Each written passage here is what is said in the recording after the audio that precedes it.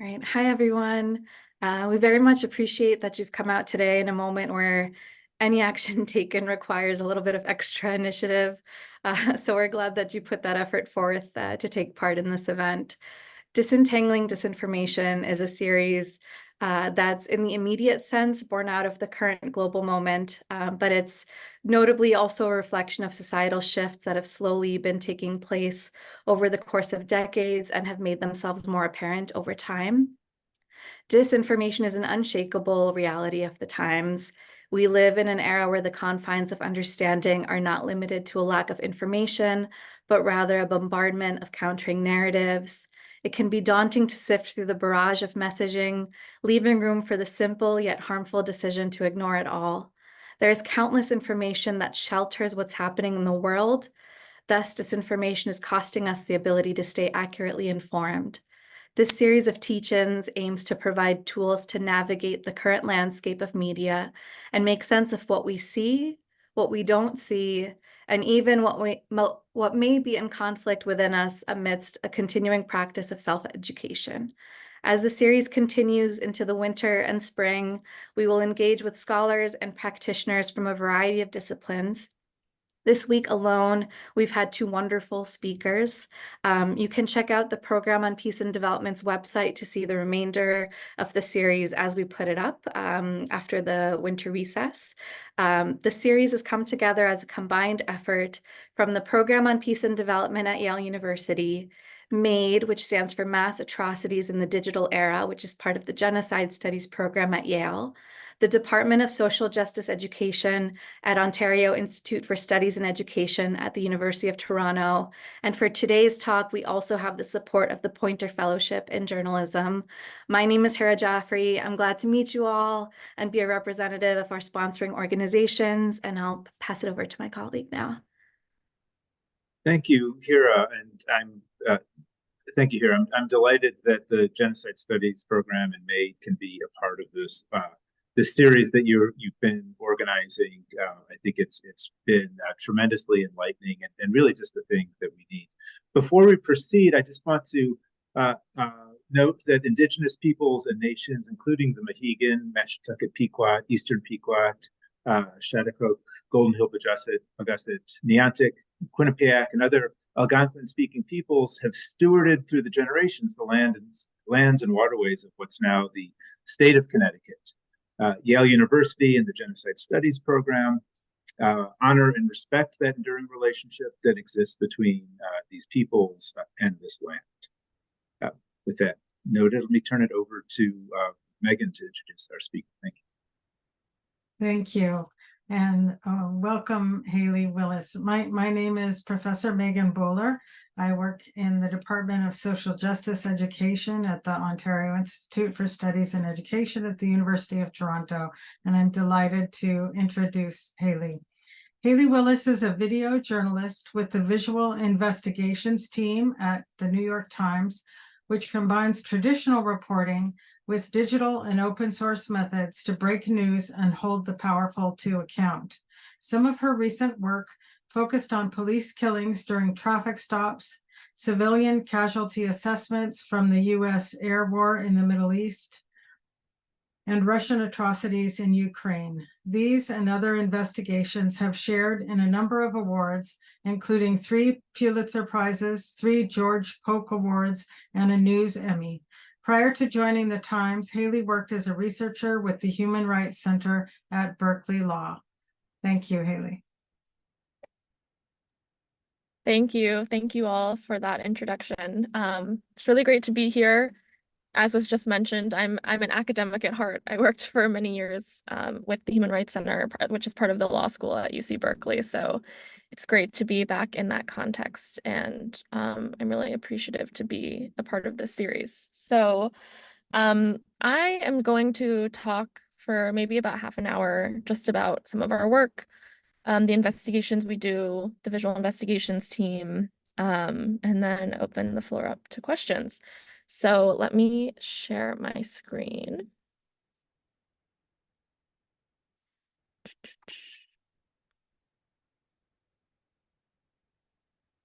Okay. Hopefully you all can see that, but somebody yell at me if for some reason you can't. So, as was mentioned, I am a reporter with the visual investigations team at the New York Times. I don't traditionally come from a journalism background. I come from more of a human rights and legal research background, but methodologically have done very similar work in both of those contexts. So, the visual investigations team, which began back in 2017, is essentially, it's part of the video department at the Times, and that's because we very often are working with video and visual evidence, but kind of the thrust of the visual investigations team is that we do accountability journalism and investigations that are kind of a mix of traditional investigative reporting work, so, you know, interviewing witnesses and people who experienced what happened, interviewing experts on chemical weapons or experts on policing, doing field work, going to the scene, all of that. But we combine that with kind of more advanced digital techniques, reporting techniques, and a lot of that involves using information that we find online and verifying it. So a lot of the work we do fits quite nicely into this theme of disinformation in a few ways, right? Like just in general, we work a lot with things that end up on the internet, which are very often attached to disinformation, and try to assess whether or not those things on the internet show what they purport to show, or if they show something different. And also more largely because of kind of our accountability focus and mission, we take on stories where there's, you know, perhaps disinformation being put out there by somebody in power or some party to a conflict, and we investigate whether or not those claims are true or not. So it's really great to be a part of this series and kind of talk through how our work hopefully works to combat disinformation. So just to give a few examples of some of the types of stories that the team does. I haven't worked on all of these personally, so this is representative of, and anything I'm talking about today is representative of a very large group, or not very large, a group of colleagues who all work very collaboratively. So I'm just one of several. This is a shot from an investigation that was done back in 2021 when the US was pulling out of Afghanistan. Some of you may know that the US carried out a drone strike in Kabul, the capital, that killed a number of people, including a number of children. They had said that the target was an Islamic State operator, and the team kind of using open source investigative techniques, so information from online as well as on the ground techniques. So our colleague that we worked with went to collect security camera footage and information like that. That's where the shot is from, security camera footage, to basically investigate the US's claim about who they had said they had targeted. And the investigation ultimately found that this man was actually an NGO worker. And that investigation basically caused the Pentagon to have to come out and apologize and say that they were wrong. So this is kind of, I included it because it's kind of a very classic case of our goal as visual investigations and also kind of combating disinformation of like, does the evidence actually support the claim that's being put out there? Here's another story that the team did. This was back in 2019 and 2020, investigating Russian airstrikes in Syria, particularly Russian airstrikes on hospitals. And then these are some shots from an investigation that we did looking into a Chinese labor program, particularly one where Uyghur and other ethnic minorities are forced to participate.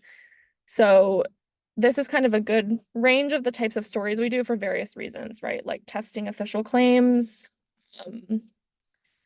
holding power to account, and, you know, in cases like this in particular, like I said, we often do field work, but we also tend to look a lot at stories where access is a challenge because we can work with open source materials and other online materials to try and report. So this story that I'm showing here is a great example of that, where, you know, it's very hard to report on the ground on this topic. And so what can we get out of, you know, Chinese state media and other social media that might reveal information about this labor program? So with that, I'm now going to talk a little bit more in depth about one of our more recent investigations. This was an investigation that we did last year into Russian atrocities in Bucha. Bucha is a town in Ukraine. It's one that many of you may have heard of by now.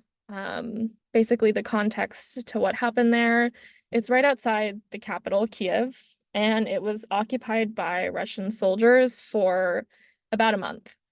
And then at the end of that month, Russia pulled out and pulled entirely out of that part of the region as well. So it was kind of a very unique case in terms of assessing potential war crimes in Ukraine, because a lot of locations where Russia has occupied and, maybe carried out potential crimes are very hard to investigate because Russia either is still occupying them or they're right along the front line, in the east and the Donbass. And Bucha was kind of a case where suddenly Russia wasn't there anymore. People could return home, journalists could access, Ukrainian soldiers could access. And so it kind of was a really unique case where relatively early on in the war, we saw more evidence coming out of what could have potentially been happening. So I'm going to show a video, just a warning, it is graphic, it's quite blurry, so you won't see anything too specific, but it does show bodies. So just wanted to provide a warning, feel free to not watch. This is a video from Bucha in Ukraine. It came out end of March, early April last year, right after Russian forces had pulled out of the town. And immediately videos like this one started coming out on social media. And what the footage shows is people who appear to be civilians, based on how they're dressed, quite a number of them lying on the street, apparently having been killed. At least one of them appears to have their hands tied behind their back. It's a pretty gruesome scene and immediately, raises a lot of concerns about what happened here, right? And immediately, as soon as these videos started coming out, so did, Russian claims about what had happened.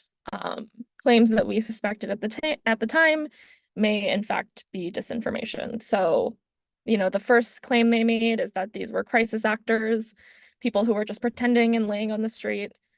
Then at some point the claim kind of changed to, oh, maybe they were killed, but it wasn't by us, like maybe it was by the Ukrainians after we left. And so, very early on, we had questions about what had happened here and if there was anything that we could do to report on this. So for context, several colleagues of mine, Yusra Khlu and Masha Frolak, were in Ukraine reporting on the war and were working on getting access to Bucha at this time and were very involved in a larger investigation that we did.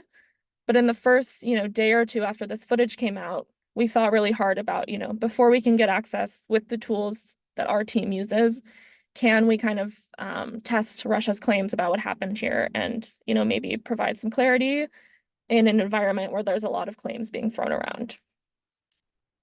So to do that, there's a few things we have to do, right? So like I said, this video came from the internet, which means that without further verification, it could be anything, right? Like I could post a video from inside my office right now and say, which is in New York, and say that I'm in an office in Connecticut and nobody would know if they didn't check, right? So the first step to finding out what this video is showing us and, what could be behind it is establishing, okay, this is in fact in Bucha in Ukraine. That is a process in our work that's referred to as geolocation. So basically, does a video or photo or some other piece of content from the internet, is it actually located where you think it's located? So in this case, these are basically the exact steps that I took at the time to geolocate this video. What you see here is a sign kind of along the side of the street, which they film while they're passing by it. I do not speak Ukrainian, but I do know how to use Google Translate, which is surprisingly more of a part of our job than I think people realize. So essentially what I did at the time is I took this sign, particularly because I don't like to use my Ukrainian colleagues as my personal translators. And I typed exactly what I saw just by sight into Google Translate. And I find out that this sign is advertising townhouses. So the next thing that I did is I just Googled, again, for publicly available information about townhouses in Bucha. And I just searched that phrase, townhouses, and I searched the term Bucha, again, in the local language, to kind of see what information would come up about that. And it brings me to Google Maps. Again, very publicly available, particularly in a context like Ukraine, as opposed to, Syria or Gaza or Mozambique. There's quite a lot of information on Google Maps about Ukraine. So all these pins here are townhouses in Bucha. And what I did at the time is essentially just started clicking through these, looking at photos, looking at the addresses to try and get a sense of if any of them match to the townhouses that I see in the video. So on the right side, you can see those townhouses, the kind of black and white with the black windows. And as I'm doing that, I come across this one right here. And you'll see, I'll pull up a photo in a second, in which the townhouses we're seeing have quite a similar construction to the ones that I'm seeing over here in this video.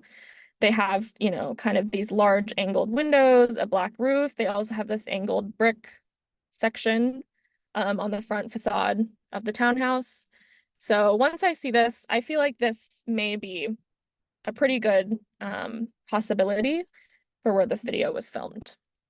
So I'm going to look a little bit further into this location, grab the address, and again, just throw it into Google Maps. And I'm going to use Street View imagery. So this is, again, something that many of you may have already used, like to look at your own house. It's just the Google car that kind of drives around and shows you what a street looks like. Again, in Ukraine, there's actually a fair amount of Street View compared to some of the other contexts that we work in. Most of it is older, like from 2014, but it can still be quite useful. So what I can do is basically drop myself into the map and look for comparisons to what I'm seeing in the video on the right. So if I do that, you'll see I end up on the street, and I can just kind of walk down the street and look for features that might be similar to what I'm seeing in the video. So if I stop right here, the left is Google Maps, the right is the footage. You can already see some very similar features, right? So we have this building on the right with the red roof, kind of the garage front door, the two windows above. On the left side, you can see that green fencing. It doesn't match exactly, but again, the video, as far as we know, was filmed in 2022. And I don't know if you can see it, but the Street View image is from 2015. So we wouldn't expect everything to match, but it does seem to match quite closely enough that I feel confident that this is the location that I'm looking at. And just for further confirmation, this is a shot from the Google Street View, and I can actually just overlay that with a shot from the video, and you can see that it is in fact the same location. So with that process, with geolocation, I've now established, okay, confirmed the location of this footage is in fact Bucha, Ukraine. But now there's a second question to answer, right? In terms of responding to Russia's claims and establishing whether it's true or whether it's disinformation, we need to assess when the people in the footage were killed. So a lot of times what we do is we directly test those official claims. So here's a Telegram post by the Russian Defense Ministry, and they say some very specific things. So they say that not a single local resident suffered violent action while they were in control. And then at the bottom, they say all Russian units withdrew completely from Bucha as early as March 30th. So they gave us an exact date from which they withdrew from Bucha. So this is a lot of information for us to work off of already. Now, at the time, my colleague Malachi Brown had the very smart idea to kind of test those claims using satellite imagery. So this is another tool that we use very frequently. On a very, very basic level, satellite images are basically photos taken from space. What you're seeing here would be called a very high resolution satellite image, which essentially means it's really clear, right? You can see individual houses, you can see individual cars, you can see individual trees, telephone poles, things like that. This imagery, this high resolution, would also allow you to see something like a person, particularly a person who's lying on the ground. So this satellite image was taken, I believe, March 18th. So March 18th is when Russia was in control of Bucha. Remember, they themselves said that they pulled out on the 30th. So this is an image taken while Russia is there. And that's quite interesting because while Russia was in control of Bucha, there wasn't a lot of internet access. People weren't able to just like post things willy-nilly to social media. Obviously, it wasn't safe. There wasn't even that much power to charge phones and things like that. So there wasn't a lot of information out there about what had been going on during that month period. But even with that, satellite images can be taken throughout that entire month and kind of give us some insight into what's going on. So if you look at this image, right here, I hope you can see my cursor, these houses, buildings, those are the townhouses that we were looking at before. So this is the street where they were driving on in that video. Now, if I zoom into the image, you'll see, and what my colleague Maliki noticed is that it appeared as if what we see along the street are the people in that footage. And again, just a reminder, this image was taken March 18th and that video was filmed around March 30th. If, in fact, what we're seeing here are those people, it very quickly answers the claims of these being crisis actors, because no way people would be laying in the same position for 3 weeks. And also very quickly answers the question of when they were killed, not necessarily how they were killed, but we can say that whatever happened to them, it happened while Russia was in control of Bucha. So just as a point of confirmation, and this footage is the same footage you saw before, so it will be graphic. We can use multiple points of corroboration, right? So we have videos, and there were multiple videos along the street, and we have the satellite imagery, and we can line the two of those up to assess that, in fact, what we're seeing here, all of these people are lying in the exact same position, like even, the direction that their legs are pointing in. So there's really no question that they have been killed, and there's no question that whenever it was while Russia was in control of Bucha. So this allowed us to say very clearly that Russia's claims were untrue. Now, it doesn't tell us, again, what exactly happened here. We don't know who these people are. We don't know how they died. We don't know who did it. Like, some of them could have been executed by Russian soldiers, but maybe some of them were killed by Ukrainian shelling. We don't know that. But it was very important to us, as soon as we figured this out, to kind of put out a story that proved that these claims from Russia were in fact disinformation. So this is the story that we published April 4th. So that was just a couple days after this footage started coming out. Satellite images show bodies lay in Bucha for weeks despite Russian claims. If you read the story, it's quite short and it's written very carefully, and that's intentional. So part of our job as journalists and, being careful about not contributing to disinformation or confusion is being very clear about what we do know and what we don't know, right? So in this case, what we knew is that Russia's claims were untrue. These people were killed. They were killed while Russia was in control, but we don't know all of those things that I raised before, right? So if you read this story, it is very explicit about that. But it raised a lot of questions for us, essentially, for us to continue digging into and to continue to report on. So very often the approach that we take to our investigations is we'll do kind of shorter intermittent stories like this one, hopefully leading up to kind of one larger investigation. And I would say, like, we don't do traditional, disinfo reporting and in terms of like debunking necessarily. Like, there are a lot of outlets and reporters that do that very well, and their focus is specifically just like debunking online information, very kind of bite-sized pieces of disinformation. Like, this video is being shared as saying that it's in Syria, it's actually from Iraq in 2004, or whatever it may be. We do look at things like that, but our approach to stories tends to be a bit more holistic. because there are people that are already doing that debunking very well.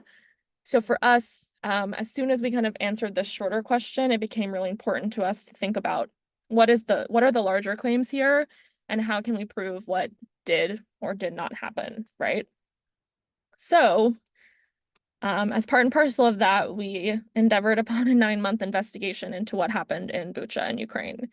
And that was a joint investigation involving visual investigations and kind of this more reporting based on visual evidence, but also relied very, very heavily, and I want to emphasize that it was key to the work on field reporting as well. So just to talk a little bit about what went into that larger investigation, I'm not going to get into it too much because it was 9 months and I could talk about it for 9 hours. But just to give you a sense of, again, how we take the reporting that we do and put it into further investigating what happened here. This is a very crude map that I created within the first day or two from watching all of those videos that I just showed, which was essentially, it's mapping out everywhere along this street in Bucha where we saw a casualty. And this was really important because it allowed my colleagues, Yusra and Masha, when they got to Bucha, to immediately start reporting and start investigating, in particular, these people and what had happened to them. So to give some examples, like some of these people were killed very close to their own homes. And so if you knocked on the doors right around where their body was found, you might find a family member or a neighbor or a witness who filmed what had happened. You might find evidence of Russian soldiers in that area. You might find, and the team did find quite a lot of security cameras. So Bucha is, a relatively well-off area. So a lot of people have security cameras on their houses, and we're willing to share that, which kind of captured what had happened to some of these people. So this shows kind of very clearly like how the visual investigative work informs the field work and vice versa. Then they would find a lot of information and bring it back to us. So that kind of initial effort of figuring out where these people were was really key once the field work came into play. So as a result of that, we ultimately ended up publishing several stories along the way, like I mentioned, but 2 kind of bigger ones at the end. The first is this 30-minute documentary, so I will not be playing it. But this part of the investigation focuses in particular on the Russian unit that we found was responsible for many of these killings. So when we started this investigation, it was really important to us to not only prove that Russia was responsible, but figure out the unit that was responsible, who was the commander there. And the reason for that, maybe comes more from some of us having backgrounds in human rights research. Ultimately, to have accountability in a court of law, you can't just put Russia on the stand. You have to try a unit, soldiers, a commander who oversaw it and was responsible. So that was very key to our investigation early on. And this documentary focuses on all the evidence pointing to the unit. The other part that was really important to us when we started this, and this in particular relied obviously very heavily on work inside Bucha, was actually identifying the people who had been killed, who they were, what had happened to them. And what we ultimately found is that the ways that a lot of them were killed, it showed a lot about, the kind of people they were, people who were killed evacuating their neighbors, or who were killed trying to bring food to their parents who lived down the street. So this story, which we also published, was a big part of the investigation. And it also speaks to this question of disinformation, right? Because, for the 9 months we investigated this, and since, Russia has denied that they were involved in any of these killings, right? And part of their disinfo tactic was actually constantly saying, give us the names of the people who were killed in Bucha. If people were killed there, tell us who they were. Publish their names, publish their ages, publish their addresses, like you have no proof. And so for us actually being able to identify those people, again, it speaks to like the ways that this type of investigative work can kind of fight back against those official narratives and potential disinformation. I'll just talk through one example of the kind of evidence we found, and then I will open it up for questions. I see maybe one in the chat already. So what you're seeing here are 4 shots from security camera footage in Bucha. So this is footage that was not publicly available online. This was gotten by our team that was working in Ukraine. And all of us on the team basically just watched hours and hours and hours and hours of footage, looking for pieces of information that might help us investigate this, right? And we noticed that a lot of the vehicles in Bucha had a little like paint mark on the side, essentially paint that was covering the identifying markings on all the vehicles. But we did come across 4 where they did a pretty bad job of covering that up. And that allowed us to kind of dig further into them. So what you see here are those 4 vehicles. Again, we can't see much, and you probably can't see a lot since I've made them very small and grainy. But what we could at least see was, you know, the model of vehicles that these were, and also the numbers on the side. So 270, 202, 282, and 921. This is not enough information for us to know which Russian unit this is, but it is enough information for us to investigate further which unit these might belong to. So we have these 4 numbers, we have these 4 vehicles. How do we continue to dig into who may be responsible? So what we did, one of my colleagues has more of a computational background, and what he did is he scraped Russian state media websites and the Russian Ministry of Defense website for Russian military footage. So the Russians, just like any military, post a lot of footage, propaganda footage, training footage, things like that of their military, including of the vehicles that the military uses, right? So we had hours and hours and hours of footage like this. And essentially what we did is, you know, Googling for more and watching what we scraped, we just watched manually in this footage for the vehicles and the numbers that were of interest to us, right? So even though there is some computational effort behind this, it is still very much a manual process and very time consuming. But if you look through, you might find videos like this. This is a video. This footage was filmed in Belarus in February, right before the invasion. So it's very recent. And you can see a number of vehicles here.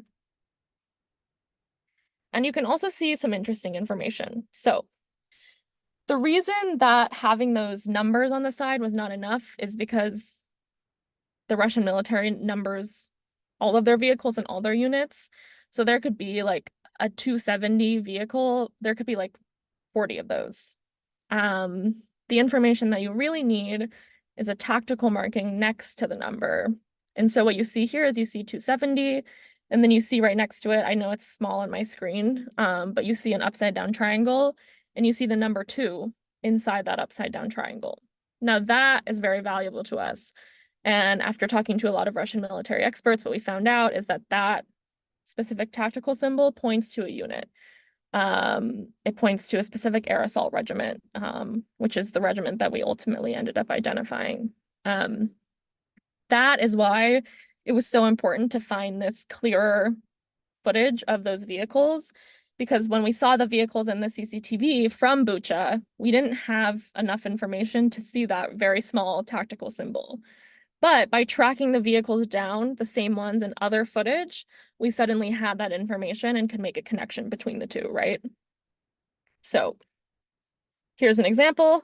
I know it looks very blurry on the left because I've maximized it a ton here, but these are the same vehicle. The image on the left is from CCTV in Bucha. The image on the right is from the video I just showed you.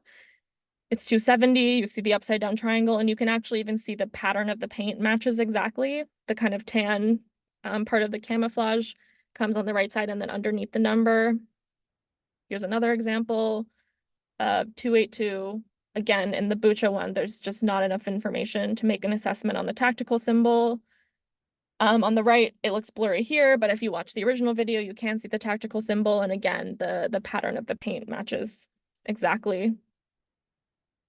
Oh, that was actually the end. So this is just one example among many in terms of like the evidence we found, how the field work works in tandem with kind of the visual investigations work, how we put that together. And if you were to watch the documentary, this is like one of many pieces of evidence. You know, we have radio call signs, patches from uniforms. A big part of the evidence is phone calls that were made by Russian soldiers from Bucha. And all of those pieces of evidence led back to this unit in particular. So that is kind of a peek into the back end of the reporting.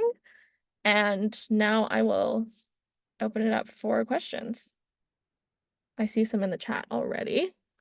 Maybe I'll stop sharing my screen so you can just see my face. Thank you so much. That was incredibly interesting. And knowing how many of the visual investigations team videos that I've watched in the past, it's really interesting to know the process that went behind them and kind of how the final reporting, kind of how we came to it. So I'd love to start us off with a question, then we have a few from the audience as well. So we'll dip into there next. But I guess it's two questions. The first is because specifically you work in like visual investigation with video, kind of what differences do you feel in that arena of investigation, and knowing how much video content the layperson consumes? Like, what's a way that the layperson can translate what you do in a very deep investigative, you know, over the course of months?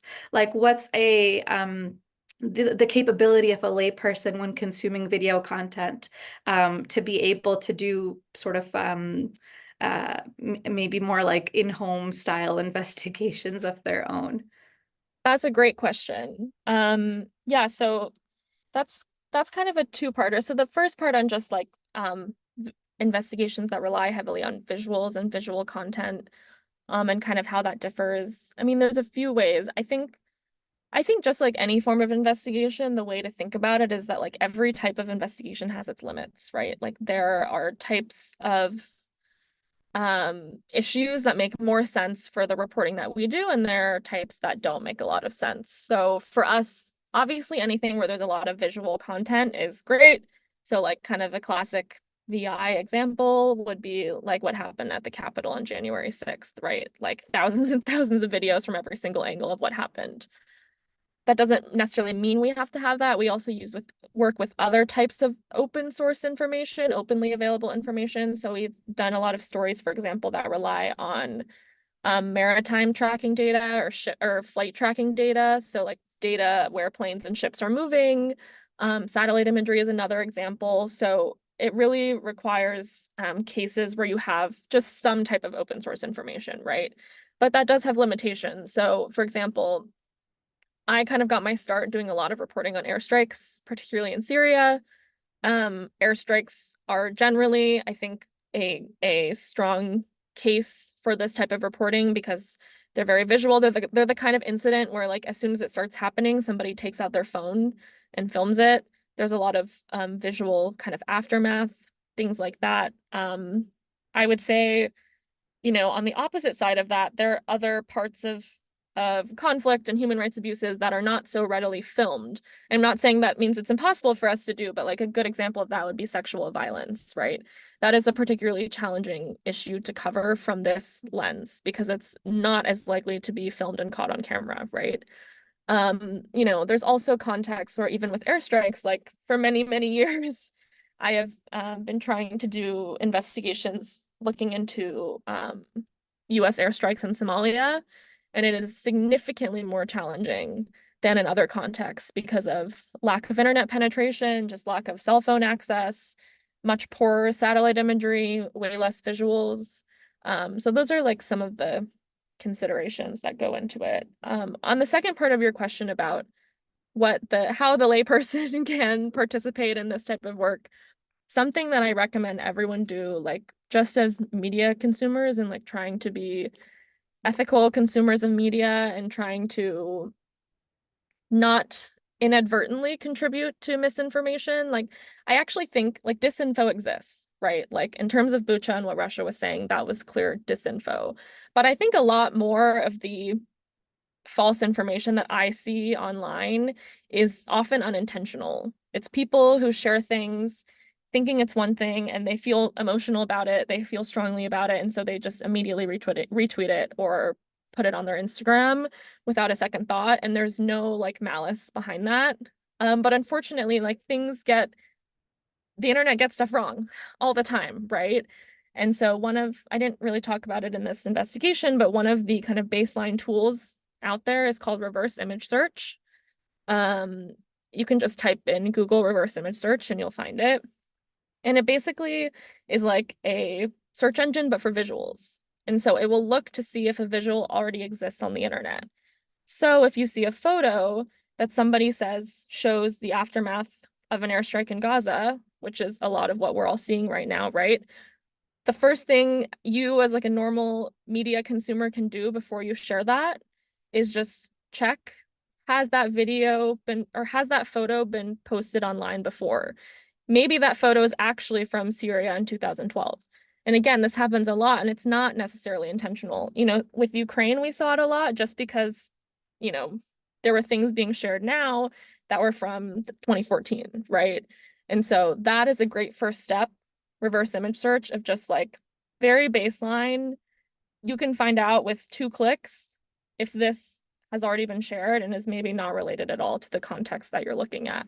And I think it can be really valuable, even though we all feel strongly, to kind of take a moment to make sure that you are maybe not going to unintentionally be adding to the false information that's out there on the internet. Awesome. Thank you so much. I'm going to move into some of our audience questions. We have a lot coming in, which is amazing. Thank you, everyone. We'll start with Carla Nunez, who says, how do you think the analysis of open source intelligence should be incorporated in the intelligence community? As in, should there be a new agency for it, or do you believe investigative journalists should continue to be the main ones doing this work? With so much OSINT on social media, how do you propose sorting through all the noise to pinpoint helpful predictive signals, especially coming out of Gaza? Good question. So for those of you who don't know the lingo, OSINT stands for Open Source Intelligence. It's kind of the acronym that's very often used to describe this work. I have to say I hate that acronym only because I don't feel like I do intelligence. Like intelligence is a very specific thing, right? Intelligence is collecting information for some kind of military or political goal or action. That is not what I do. These techniques very often find their origin in intelligence work, though. So actually your question about like, should investigative journalists be the main ones doing this work? We're not. Intelligence folks have been doing this for a long time and for longer and have access to way more resources. You know, like you saw the satellite imagery I showed. If you are an intelligence official in the US government, you have access to much better satellite imagery, right? So I actually think it's important, even though the methodologies may be shared, like obviously our intentions are very different. And I think it's a very interesting development that these tools are now in the hands of journalists, you know, human rights researchers, whoever it may be, and like are almost turning them on their head. Like we are using them to investigate the governments, right? And that's really valuable. But certainly these things are being used in the intelligence community as well. On your question about predictive signals, I'm like not an intelligence expert. I have to say I'm skeptical of predictive modeling in general. I think it has a lot of potentials for error. So I much prefer to approach it from the investigative standpoint of like, when something has happened, can we figure out what it was and who was accountable, as opposed to like trying to predict, you know, where is the next airstrike going to land? Just because I feel like that predictive signaling has been used in negative connotations and has had many issues. So it's not my approach, but it is a good question. I'm going to combine a few questions here that are talking about kind of skills and process. So Vic Ulam and Lily Isaacs ask about kind of obtaining, and Rula Hashim ask about kind of the process of obtaining footage, the kinds of software that are used, and the kind of skills that are needed in this kind of journalistic work. Yeah, that's a great question. So just on the security footage, it was just talking to people, house to house, asking them. And, one thing I'll say here is, just as when you're interviewing someone, informed consent is very important. I think when you're asking for footage, it's like doubly important. Sometimes people will say, you can have my footage, but, don't publish where my house is. And you have to explain to them that if we use your footage, it would be very easy for Russia to figure out where your house is, right? Like, it's a camera on your house. So being very clear and being just as open with the person you're asking for footage from as you would with any other interviewee is really important. But that did come just from talking to people. On software, frankly, like, we don't use that much fancy software. I think there was another question in here about, oh, it was Lily's, yeah, about computer coding skills. I have none. I'm not a technologist. That's not my skill set. Like I said, we have people on the team with that skill set. It's certainly not required for this work. I think people think we use a lot more of that than we do. Like, a lot of it is manual. It's finding information with your fingers by, like, basically knowing how to Google well and how to, like, use Twitter well. And it's knowing humans, right? Like, thinking about where people will post information, how they'll post it, like the phrasing they might use when they post it. So I think in terms of the skills that you need, I think a lot of you, I think, are students, and so you probably already have a leg up. Like, you're digital natives, likely. You understand the internet, the way the internet works, like, understanding that sphere, where people share information, how people share information. There's a very large online community of people who do this work. There's, like, Discord channels where all people do is, like, talk about footage and trying to figure out if it's real or not. So kind of entering into those communities, like, reading about it, starting to understand it. I think it's, like, a lot more about mindset than it is about specific technical skills or software. That being said, like, of course we have tools that we use. We use a lot of different satellite imagery services. All the services that I mentioned for, like, flight tracking and ship tracking, those are, like, online services. And most of these, depending on if you're a free user or if you're able to pay, like, the access to information you have varies quite a lot. Obviously, to produce the videos, which is also not my expertise, I don't edit or animate, but we have video editors and animators who use Premiere Pro and Adobe After Effects and all of those things. And I don't know the names of these, but I'm sure I could ask if people are interested. We do use, when we do more technological things, we have tools that we sometimes use in terms of, coding and things like that. And, the new frontier of AI. Awesome. Thank you. I'm going to jump to another audience question here from Hillary Pearson, who's wondering about how much the ban on news sharing on social media has impacted the dissemination of information of credible journalistic work. Yeah, that's a great question. I presume this is in reference to, like, censorship around, like, recent sharing of information. Correct me if I'm wrong, but yeah, I mean, there's been great reporting. I'll just talk in the recent context. There's been really great reporting that's been done, including a story by a friend of mine, Laila Hassan, on censorship on platforms like Instagram of content related to Israel and Palestine, right? That is obviously has huge impact on our work. That is, aside from talking to people and in this case in particular, when we can't ourselves go to Gaza, we rely extremely heavily on that kind of content. So it does deeply impact the work. And I have to say, like, this, even though that's a recent example, this has always been kind of a challenge for investigative journalists, human rights researchers who do this kind of work. For example, there have been a lot of issues with YouTube taking down content for violating their terms of use, right? For being violent, which in general is probably a good terms of use policy, right? Like you shouldn't upload violent content. But then suddenly, like an archive, which could be evidence for war crimes, is taken down. And so there are some great groups out there, Mnemonic, which used to be called Syrian Archive, and now they work across several contexts to basically archive online information before it's taken down. It does really limit our work. It's a stressful part of the work. It's trying to save everything before it goes away. It requires kind of working around that. Like, you know, there have been a lot of ways that people have been trying to share content from Israel and Palestine to get around the ban, right? By like, instead of writing Gaza, they write G @ Z @.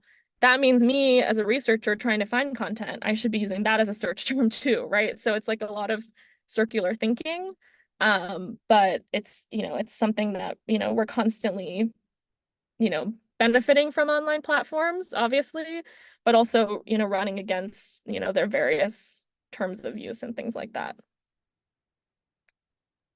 Thanks. I'm going to combine two questions again. One is from an anonymous attendee, and another is Sean Feenan. And both questions are asking about when working with materials that are covering gross atrocities, how do colleagues attend to mental health and support each other? Is this a part of your training as a journalist? Sean is specifically also talking about the Northern Ireland context and how speedily information is shared, and how much like how do you deal with the trauma of investigating the atrocities and violence? Yes, that's a great question. I'm so glad people asked that. The resiliency aspect of the work and what's often referred to as vicarious trauma. So like the trauma you experience kind of viewing or covering something, not the trauma from it happening to you specifically, is, I think, a really important part of the work to think about. In my time at the Human Rights Center at Berkeley, that was the #1 focus for us, was constantly checking in on yourself and making sure that you're okay. I think like more and more, it's a very open conversation, which is great. I wasn't a journalist 40 years ago, but I'm sure if you asked like war correspondents 40 years ago, they were not having the conversations we're having now.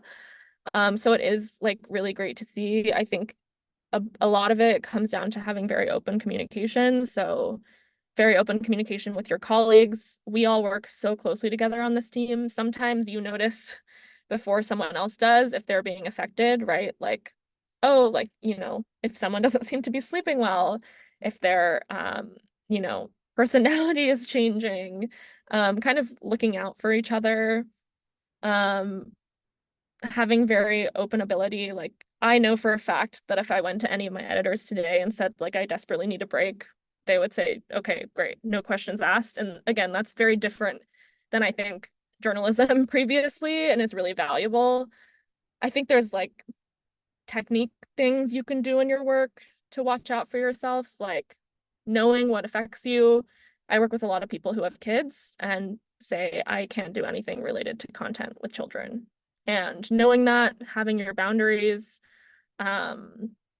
you know, like for me, I'm very impacted by sound, like hearing explosions, screaming, crying. So usually when I watch a video, I'll watch it once with sound to make sure like that I'm hearing anything important.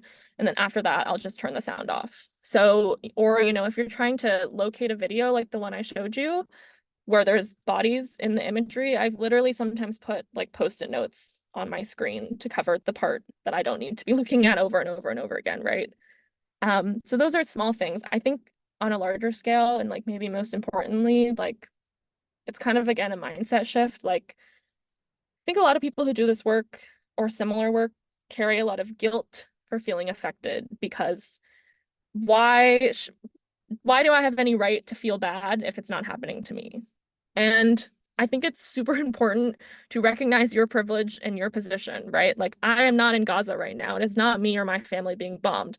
Absolutely, like owning that is so important.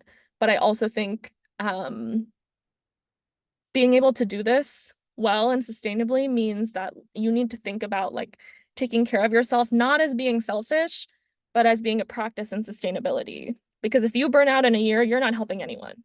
You're not helping yourself. You're not helping any of the people that you're covering. If you can build a sustainable practice for you to do this for longer, then it's better for all parties involved. So I think it's good to kind of think about that and be really cognizant of it. Thank you for that. Really, I guess, realistic view of what the process looks like for both on the side of kind of creating those stories, like besides what we on the sort of consumption end up reading. And I can even imagine, sort of if you're working on those stories over the course of months, the kind of load that would have. In anybody in that situation. I'm gonna do one sort of final question from our audience here.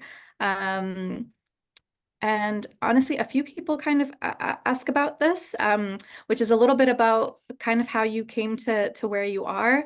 So a personal question, if you would, but can you share your journey a little bit? You've mentioned a few times that you kind of didn't start out maybe necessarily outright in journalism. And so explain kind of how you got into the field and into the role you're in now, what that process was like for you. Yeah, that's a great question. I've always been interested in journalism. My aunt is a longtime investigative journalist. She worked for many years for the Chicago Tribune. And it was always kind of something in the back of my mind, and then I wasn't really sure if I wanted to do it. So I went to Berkeley. I studied sociology, so I didn't study journalism. And I've also always been, interested in, issues related to human rights. And so I began working with the Human Rights Center as a student. And, I actually applied for a totally separate project, like some kind of archival book thing. And they said to me, like, oh, we're really interested in starting kind of a student-led lab that uses these investigative techniques to do human rights reporting. And I had never heard of this in my life, but I said, sure, why not, and joined. And that's kind of how I built up these techniques. So at the time, I worked closely with Amnesty International researchers, kind of doing, again, methodologically, very similar to what I do at the Times. Obviously, the output and the goal is very different, but in terms of the methodologies I showed, doing that work to contribute to Amnesty International reports. I also worked on a few kind of legal cases, so building up evidence for, human rights law related cases. I was very lucky to be at Berkeley, which at the time was one of very, very few institutions that had any kind of training program for this type of work. I will say that 80%, if not more, of the people in this field are self-taught. So a lot of it is just like looking at a lot of this footage yourself, like trying to understand it yourself, trying to ask yourself questions. Like if you want to learn how to do this, and what I always suggest is think about ways too that you can do it without necessarily having to expose yourself to a lot of graphic content. So like text your friends and say, send me a photo of where you are right now, and like try to figure it out, right? Like a lot of this is muscle memory and practice. So I think that's a great part about it. In terms of, choosing to stay in the field, for me, I think what really appealed to me about it is, like I said, I've always had an interest in this work, and obviously an interest in kind of international issues. But I always kind of thought like, oh, like what am I bringing that, like if I'm reporting on Ukraine, like what am I bringing that a local Ukrainian journalist who speaks the language, lives there, knows everyone, isn't already doing much better than me? And there are amazing foreign correspondents that are not from places. I think it's very valuable. But for me, I just always kind of had that question. And then when I found this work, it suddenly felt like a way that I could cover these issues, go to these places when it made sense, but contribute in a different way, and be additive in a way that I was always kind of thinking about whether I was doing that before. So that's why it really appealed to me. And in terms of switching to journalism, I applied to a fellowship with the visual investigations team at the Times, like totally as a Hail Mary. I definitely didn't think I was going to get it. I'd never done journalism in my life before I got here. And I think I just got lucky in terms of timing, like especially back in 2019, there weren't a lot of people that had this skill set. So they took a chance on me, and I learned a lot on the job also, and have been here ever since. But I would definitely recommend people who have interest in this. It is a lot about self-starting, which I know is kind of like an annoying answer. I wish I could just tell you like, oh, take this training program or study this in college and you'll be great, but it's not really that well formed yet. So that's kind of my pathway into this job. Amazing. Thank you so much for making the time, for sharing about yours and your team's reporting, which is so helpful to us in this time. I know we have lots of thank you messages also in the Q&A that came through. So I really appreciate you and your time. Thank you to everyone in the audience. We're hoping to continue this series through the winter and the spring. So if you we have your email addresses since you registered. We'll kind of follow up with you when we have the schedule finalized and hope you'll join us then.